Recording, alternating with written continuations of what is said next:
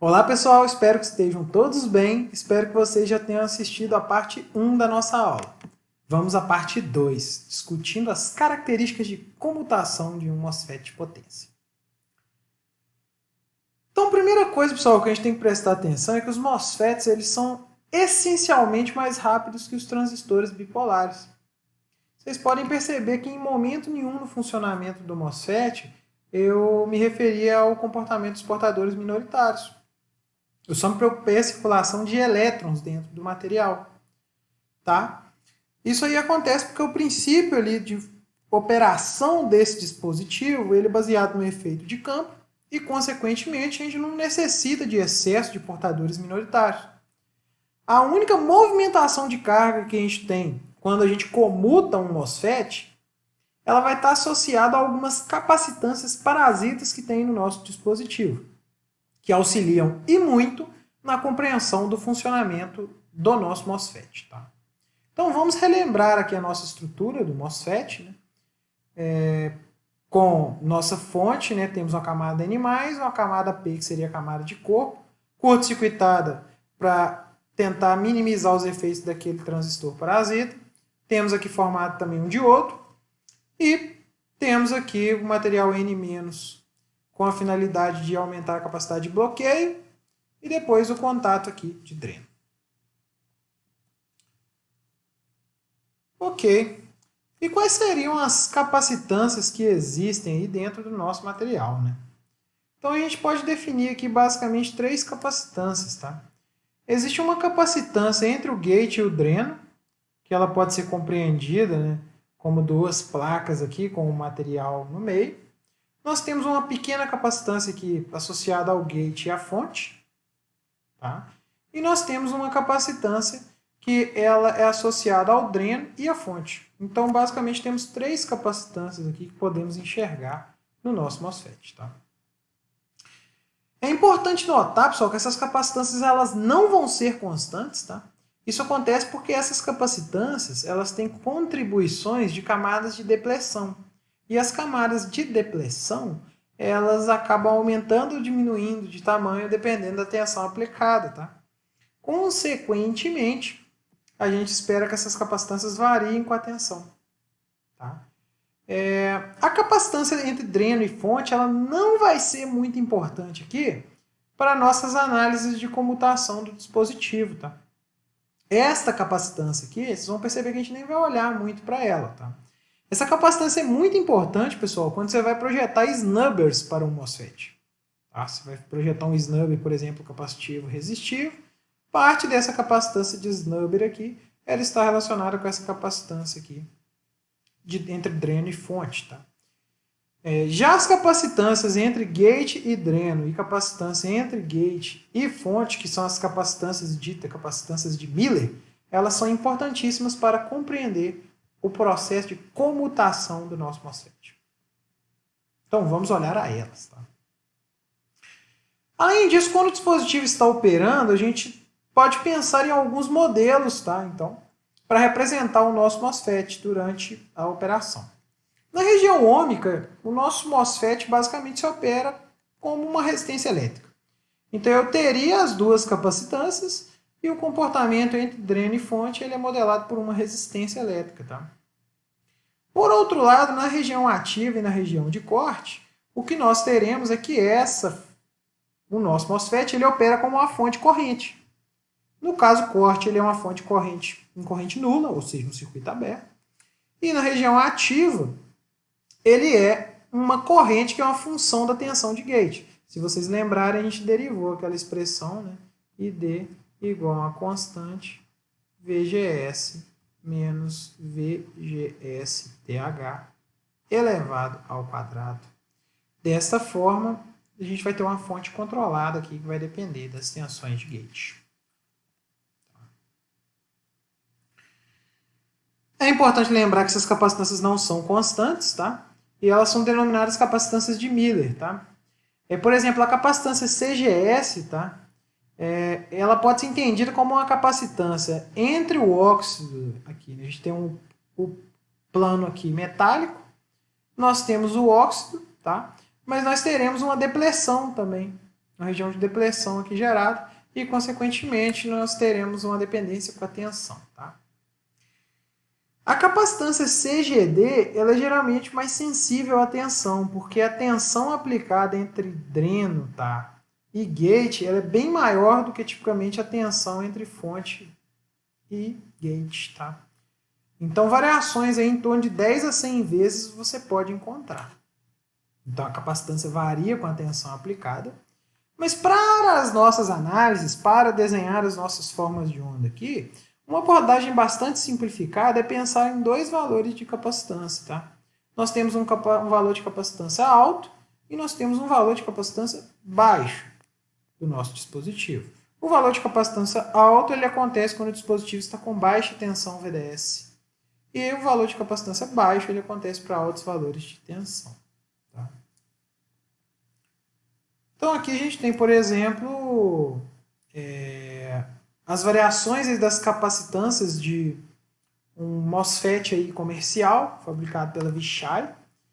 E a gente nota aqui, né, que essa capacitância aqui, que basicamente é a capacitância entre gate e dreno, ela varia bruscamente aqui quando a gente varia a tensão. Então, ela aumenta significantemente 10 a 100 vezes, como a gente mencionou. Então, acontece em dispositivos práticos. Para avaliar os transitórios de comutação, pessoal, a gente vai usar o mesmo circuito que a gente utilizou para avaliar os transitórios do TBJ de potência. Uma tensão VD aqui constante, temos uma carga que se comporta como uma fonte de corrente, existe aqui um diodo de roda livre, e aqui o nosso dispositivo, no caso o nosso MOSFET. Aqui ele já está representado aqui pelo circuito equivalente dele na região ativa. Nós teremos uma resistência de gate. Essa resistência de gate é uma resistência externa que a gente coloca no circuito de gate, que vai nos ajudar a controlar a velocidade de comutação do dispositivo. Tá? E a gente vai aplicar uma tensão VGG no gate, em integral, na hora de efetuar o turn-on. Tá? Essa resistência de gate ela é um parâmetro bastante importante de projeto. Tá? Então, quem projeta circuitos para acionamento de MOSFETs tem que se preocupar muito com essa resistência de gate. Tá? Vamos ao transitório de turn-on, então, pessoal. Quando o MOSFET vai ligar. A gente tem várias etapas aqui, pessoal, de funcionamento. E nós vamos descrever elas lentamente. Tá? A primeira questão é, a minha tensão VGG ela vai subir em degrau. Tá? Então, ela sobe em degrau. Quando ela sobe em degrau, basicamente o que nós veremos, tá, é um circuito, né, onde nós teremos essas duas capacitâncias, tá, e essas duas capacitâncias vão ser carregadas. Tá? Eu vou mostrar mais adiante que é como se essas duas capacitâncias elas estivessem conectadas em paralelo. Tá? E, consequentemente, a subida da minha tensão de gate, que é o processo de carga da capacitância de gate e da capacitância entre gate e dreno, ele tem um aumento exponencial. Tá? A corrente, por sua vez, ela apresenta um valor máximo no início, tensão de gate dividido por resistência de gate, e ela tende a diminuir à medida que o capacitor carrega. Tá? Uma questão bastante interessante acontece a partir do momento que a tensão de gate atinge a tensão limiar. Então, quando a tensão de gate atinge a tensão limiar, o meu MOSFET começa a entrar na região linear. Tá? E um aumento da tensão de gate vai acarretar um aumento praticamente linear da corrente de coletor de dreno do nosso MOSFET.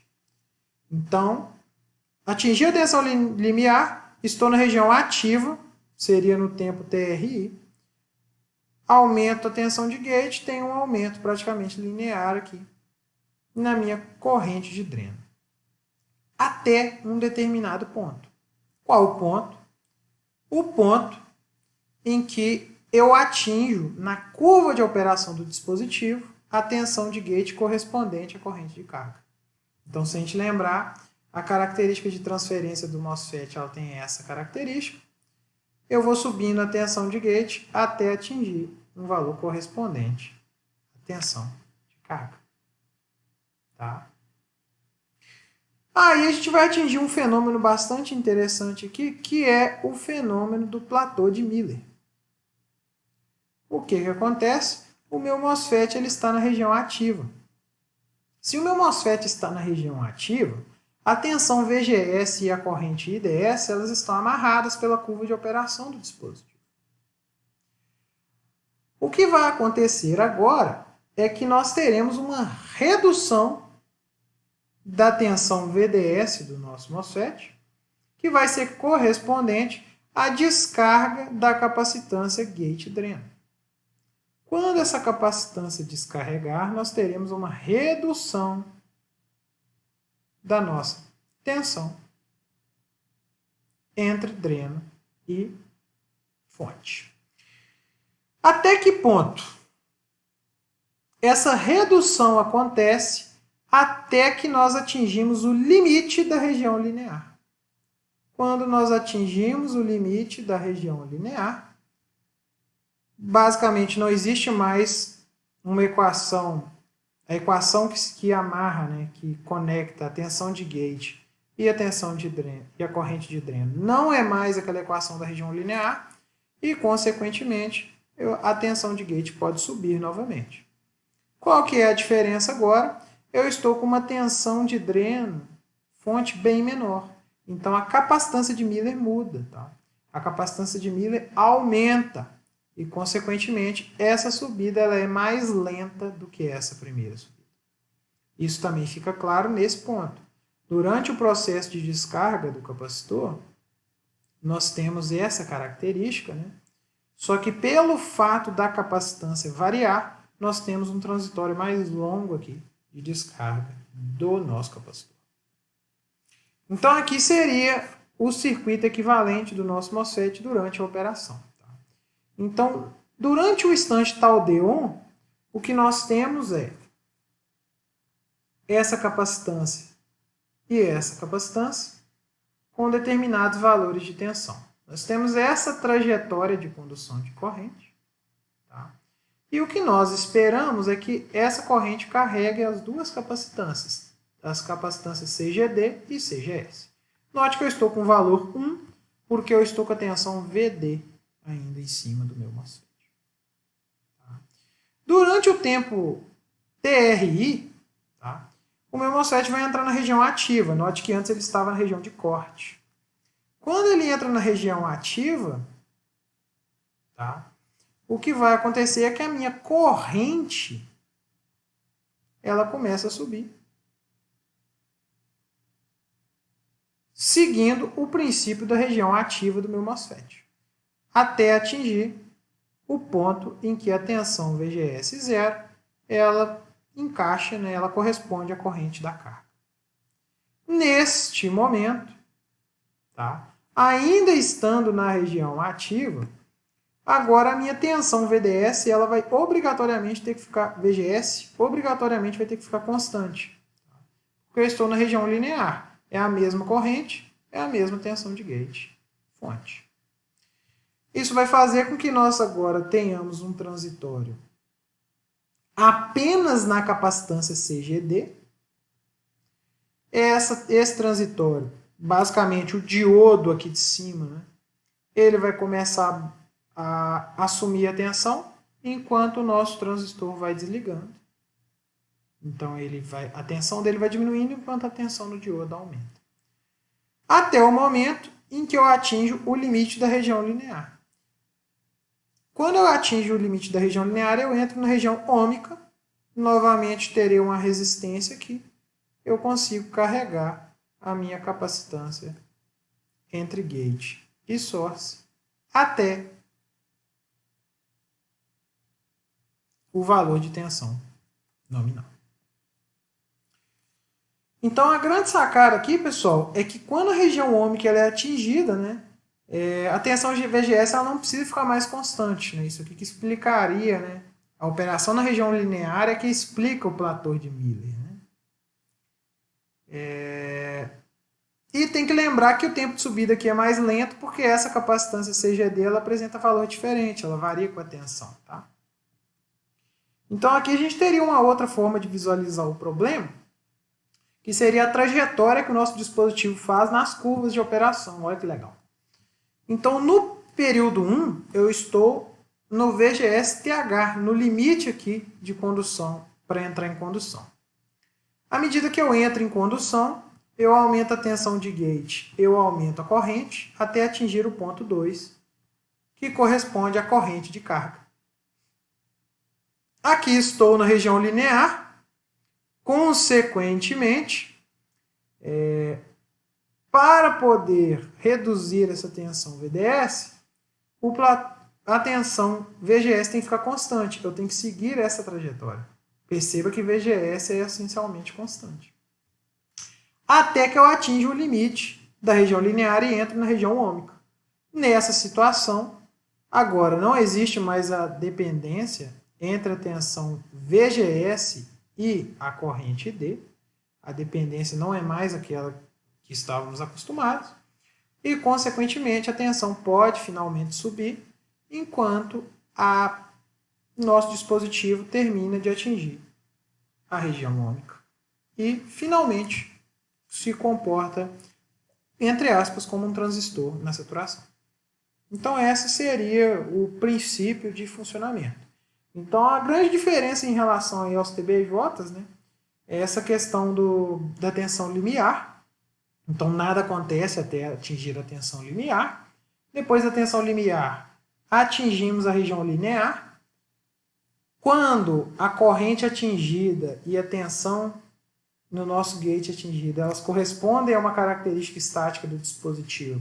Atingimos o platô de Miller. Esse platô de Miller se estende até o limite da região linear, ou região ativa, e a região ômica.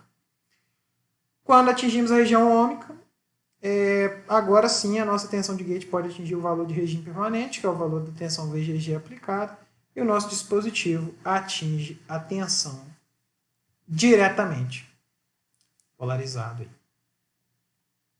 Tá? Existe um efeito interessante que seria o efeito do diodo. Tá? O que acontece, pessoal, é que se o diodo tiver recuperação reversa, nós observaremos aqui, né, em vez da nossa corrente atingir aqui o valor em regime permanente, o que vai acontecer é que a corrente ou a carga de saturação reversa aqui, né, do nosso diodo, ela vai ter que circular pelo MOSFET. E nós observaremos esse overshoot aqui, né, esse sobressinal de corrente no nosso dispositivo. Então, na prática, é muito comum quando você mede essas tensões e correntes de um MOSFET comutando, a gente vê esse sobressinal. Tá? Note que é bem interessante que a gente atinge, nessa situação, um VGS aqui maior do que o VGS correspondente ao I0. Tá? Isso acontece porque a nossa corrente no MOSFET agora é a soma da corrente da carga mais o pico da corrente de recuperação reversa do nosso diodo. Quando o transitório de recuperação reversa do diodo acaba, né, a nossa tensão VGS reduz e isso gera uma descarga adicional na nossa capacitância CGD.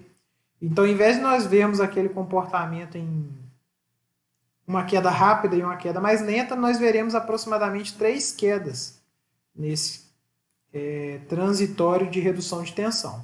A gente tem uma redução inicial causada por esse extra de corrente que nós teremos, da descarga da capacitância gate source. Depois teremos um transitório associado à capacitância CG1 e depois a capacitância CG2. Essa seria a ideia.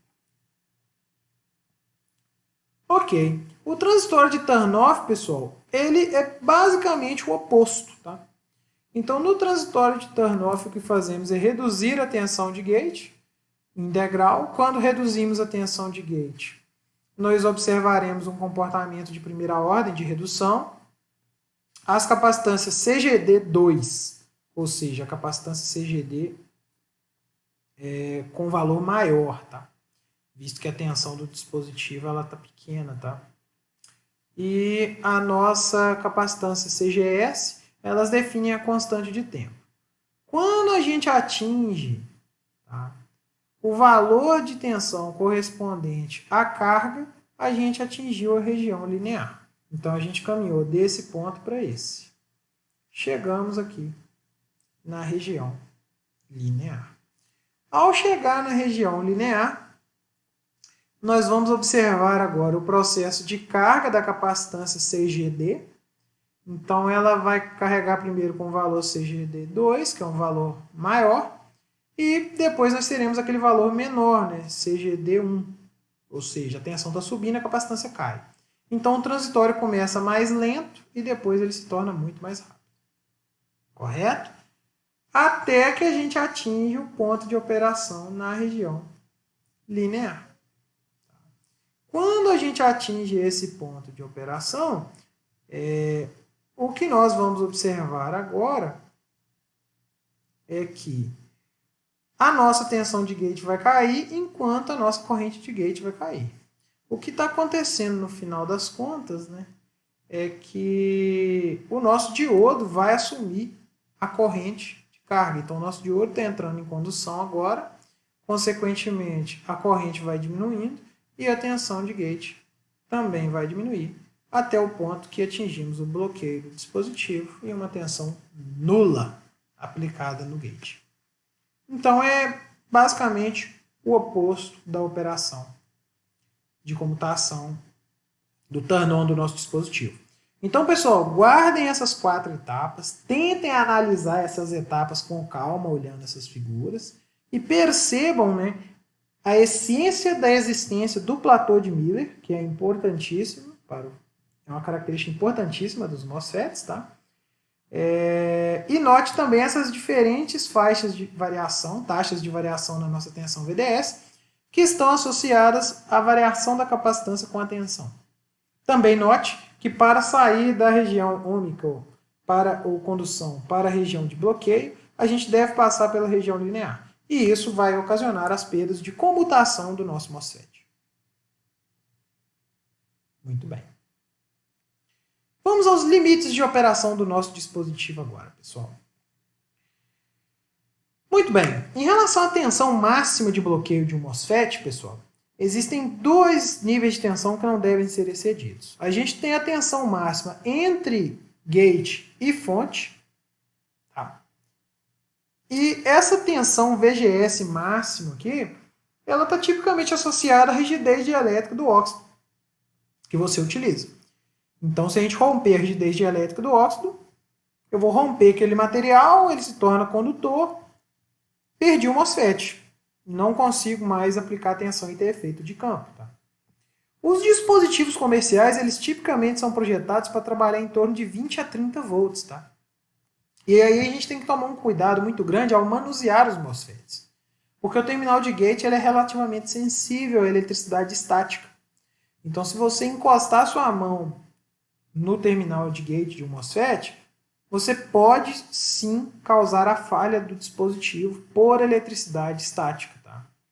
Por esse motivo, alguns MOSFETs encapsulados, eles já vêm com uma estrutura que inclui 2 diodos Zener, e a finalidade desses diodos Zener é grampear a tensão de forma que a gente não exceda esses 20 ou 30 volts, que são os limites aí para a tensão de gate fonte do nosso MOSFET. Tá? Então, cuidado ao manusear um MOSFET, tá? Utilizar uma pulseira antiestática aí para garantir que você não vai ter problemas. Tá? Em relação à tensão máxima de bloqueio, tá? Entre dreno e fonte, o que a gente observa basicamente é que existe uma junção PN que vai ficar reversamente polarizada. Né? Nós teremos uma região de depleção. A ideia de ter aquele gate estendido ao longo do nosso dispositivo é para garantir uma camada de depleção aqui com a curvatura menor e, consequentemente, conseguir bloquear mais tensão. Tá? Tem uma relação íntima, tá, entre a tensão de bloqueio do dispositivo e essa camada N-, a gente vai discutir isso um pouco mais para frente. Mas o raciocínio é bem similar ao que a gente discutiu para os diodos, tá? A gente coloca uma dopagem maior aqui no P, de forma que grande parte da camada de depleção ela seja desenvolvida na camada intrínseca aqui, né? Na camada N-, tá? E essa extensão da metalização do gate vai ter esse papel importante aí na curvatura. Conexão paralela de MOSFETs, pessoal, ela é muito menos complexa do que a conexão paralela de diodos, tá? Isso acontece porque o MOSFET ele é um dispositivo essencialmente unipolar, tá? E dispositivos unipolares, eles tendem a ter um coeficiente de temperatura positivo. Isso acontece porque a mobilidade, tipicamente, ela cai com a temperatura. A agitação molecular da sua estrutura dificulta a circulação das partículas, né? Consequentemente, a mobilidade ela cai com a temperatura, tá? Então, ao ligar estruturas de MOSFETs em paralelo, tipicamente a gente não precisa preocupar, tá, em equalizar a corrente entre eles. Isso acontece porque o MOSFET que aquecer mais, ele vai ficar mais resistivo. E isso gera um balanço inerente de corrente entre os dois dispositivos. Tá? Contudo, a conexão dos gates não é aconselhável fazer a conexão deles diretamente em paralelo, tá? Visto que nós temos as capacitâncias, né? E nós temos indutâncias parasitas no nosso layout, né? As trilhas que constituem isso aqui apresentam indutâncias. Então, se a gente não incluir nenhuma resistência aqui nessa brincadeira, a gente pode eventualmente ter algumas oscilações ali de tensão de gate, que pode até, numa situação bem extrema, causar a falha do MOSFET. Tá? Outra questão, pessoal, conexão paralela, a gente tem que pensar em um layout simétrico, de forma que as indutâncias parasitas dos MOSFETs sejam praticamente as mesmas, né, ou mais próximo disso, para que a gente consiga garantir o balanceamento de corrente, a divisão estática e a divisão dinâmica de corrente entre os dispositivos. Mas isso, pessoal, não é pensado só para quem quer conectar dois MOSFETs em paralelo, não. Quem fabrica módulos de MOSFET tem que preocupar com isso. Por exemplo, aqui a gente tem um exemplo de um módulo de MOSFET que ele apresenta aqui, né, 8 chips de MOSFET conectados em paralelo e 6 chips de diodo. Tá? Então isso aqui é um módulo de 1.2 kV e 400 amperes, tá? É um MOSFET de carbeto de silício. Então esses camaradas amarelos aqui, ó, eles são os chips dos MOSFETs, tá? Enquanto esses camaradas cinzas, esses 6 aqui, são os chips dos diodos, tá? Aqui a gente pode tentar ver mais de perto aqui, para tentar ver essa distribuição aí dos componentes. Perceba que o layout ele foi feito simétrico, né? Esse lado é praticamente igual a esse, que é praticamente igual ao outro lado, para garantir esse balanceamento das indutâncias parasitas, tá? E a conexão entre a parte de cima dos chips, ela é executada por meio desses fios aqui, tipicamente alumínio, que são os bond wires. E eles são depois conectados a esses conectores, que são o acesso externo aos terminais do nosso MOSFET. Uma outra questão prática aí que insere limites na operação dos MOSFETs é o transistor bipolar parasita. Tá? Então, pessoal, uma coisa muito perigosa de ser feita quando você constrói o MOSFET é deixar esse terminal de base aqui flutuando, ou seja, não conectar ele na fonte. Tá? Quando a gente faz isso, a primeira coisa que a gente vai ter é uma redução da capacidade de bloqueio, tá, do nosso dispositivo. Para tentar lembrar disso, a gente tem que lembrar, né, que a tensão de bloqueio coletor base com emissor aberto, ela é muito, muito maior do que a tensão entre coletor e emissor com a base aberta. Então, a garantia de que o emissor ele não vai estar conduzindo, a gente não vai ter corrente de coletor, nada disso, garante que a gente tem uma capacidade de bloqueio maior. Tá? Outra questão perigosa aqui é o latch-up. Esse latch-up é um fenômeno que pode acontecer, que é esse transistor entrar em condução. Se esse transistor entrar em condução, pessoal, não existe uma forma de desligar ele, porque a gente a priori não tem acesso ao terminal da base. Tá? Então, a partir do momento que ele conduzir, ele vai gerar um curto-circuito entre dreno e fonte, que pode ser muito perigoso, tá? Ok, mas tem uma preocupação, pessoal, porque mesmo que a base ela seja conectada à fonte, a gente ainda pode ter o latch-up, tá? Isso acontece porque a gente tem uma capacitância, né, a nossa capacitância CGD, tá? E nós temos uma resistência elétrica, tá, entre a base de fato e a fonte, visto que isso aqui é um material com dimensões elevadas comparadas ao problema, né? Então, o modelo completo aqui desse MOSFET, ele teria uma resistência aqui parasita, tá, associada ao canal P, e nós temos essa capacitância parasita, tá? E se a gente tiver uma taxa de variação muito grande na tensão dessa capacitância, eu posso ter o desenvolvimento de uma corrente de base e esse camarada vai conduzir. E nessa situação o MOSFET vai ser destruído. Dessa forma, a gente tem que limitar as taxas de variação de tensão nessa capacitância, CGD, e consequentemente a gente acaba limitando os máximos DVDTs, né, que o MOSFET ele pode estar submetido, para evitar o fenômeno de latch-up. Tá? Existe um problema, essa questão do latch-up, as primeiras situações que ele aconteceu foram observadas em circuitos half-bridge, tá? Ou seja, um circuito que a gente faz a conversão, por exemplo, CC para CC ou CC para CA. Tá? O que acontece? Nós temos dois transistores, no caso T+, e T-, e eles são complementares. Tá? Quando T+ está operando, T- está desligado e vice-versa. Contudo, a fim de evitar um curto-circuito nesse barramento CC, existe o tempo morto. O que é o tempo morto? Ele seria um período de tempo na qual T+ e T- estão desligados. Geralmente é um tempo muito curto, na faixa de microsegundos. É só para garantir que um transistor desligue e o outro ligue em seguida. Porque se um for um pouco mais lento que o outro e eu faço esse acionamento ao mesmo tempo, eu posso correr o risco de gerar um curto-circuito no barramento CC do meu inversor. Tá? Ok. Então, quando os transistores T+, e T- não estão conduzindo, tá? O diodo que a gente tem aqui, associado a esse camarada aqui, né? Ele vai estar conduzindo a corrente da carga. Lembra que essa junção aqui, ela comporta como se fosse um diodo. Né? É muito interessante, né? E essa corrente de recuperação reversa desse diodo, ou seja, quando o T+ entrar em condução, esse diodo tem que eliminar a carga armazenada nele por meio da recuperação reversa. E quando ele vai entrar em recuperação reversa, ele pode gerar uma variação de tensão muito grande aqui nesses terminais dessa capacitância. Então, se esse diodo aqui, que é o diodo de corpo do MOSFET, ele tiver uma recuperação abrupta, a gente pode ter a geração de uma corrente parasita aqui, que vai disparar esse transistor e gerar o latch-up.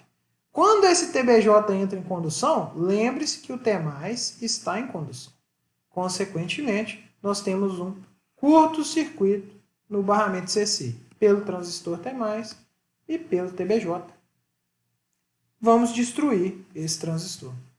Tá? Não tem como desligá-lo. Né? Então, o que o pessoal desenvolveu para os primeiros MOSFETs aí? Né? Eles impediram a circulação do diodo de corpo. Porque aí, dessa forma, a circulação a recuperação reversa, no caso do diodo, ela não vai gerar uma variação direta na tensão entre gate e dreno desse MOSFET. Então, o que a gente faz? A gente coloca um diodo aqui em série com o MOSFET, tá? E nós teremos um diodo em antiparalelo, que não é o diodo de corpo. Tá? É como se esse camarada aqui, esse diodo DL mais DL menos, ele matasse, ele não deixasse que a corrente circulasse pelo diodo de corpo. Tá? Então isso foi uma solução muito utilizada, tá, pessoal? Até que eles conseguiram otimizar, né, o MOSFET e o diodo de corpo, de forma que o diodo de corpo do seu MOSFET ele não seja um diodo de recuperação abrupta. Tá? Então os MOSFETs modernos, tá, muitos deles já são projetados sem essa abordagem. Então você usa o próprio diodo de corpo na aplicação half-bridge e você praticamente elimina a possibilidade de latch-up, porque isso só aconteceria em derivadas absurdamente altas que não são alcançáveis nas aplicações práticas. Tá? Então, uma sacada aí dos MOSFETs modernos é a otimização do projeto do diodo de corpo. Tá? Então, coisas que podem ser feitas é minimizar a recuperação reversa. Tá? Então, isso ajuda bastante. Tá? Um outro ponto que pode ser feito é minimizar essa resistência aqui. Então, minimizando a resistência entre corpo e fonte, né? Por exemplo, aumentando a dopagem da camada P, né? A gente consegue curto-circuitar esses terminais e impedir, né, que esse transistor bipolar entre em condução e a gente tenha o latch-up. Então, são soluções aí para poder evitar esse problema. Tá?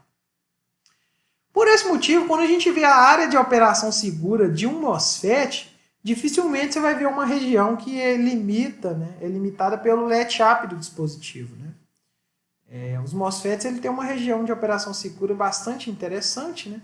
A gente tem uma limitação de tensão de bloqueio máximo.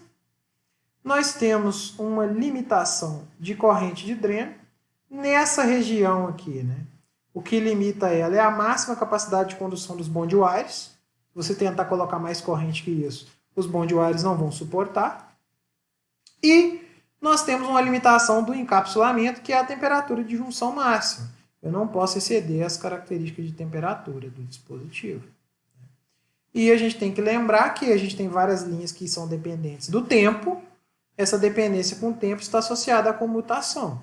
Então, quando eu vou comutar o dispositivo, eu tenho que garantir que a minha trajetória de comutação ela esteja contida dentro da região de operação segura do nosso dispositivo. Neste ponto, pessoal, eu gostaria de agradecer vocês pela atenção e até a parte 3 da nossa aula.